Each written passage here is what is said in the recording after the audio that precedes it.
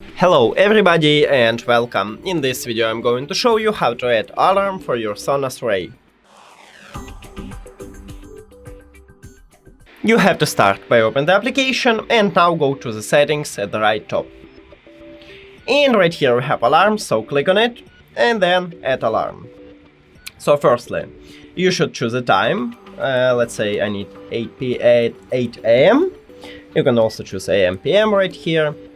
Then choose your room, so I have this one, only this one, and I can't change something else, but maybe you can. Then you can choose the music, and by default we have this one. You can add something new here, also a repeat, let's say I need it only in Monday, then click save, and then return here. You can choose also a volume. I need a maximum or near to it. Then duration, no limit, it's okay for me, but if you don't need it, just click on this slider and choose duration right here.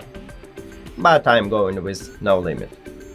And then after you did all of this, click save and we have this alarm. You can disable it by clicking on this slider.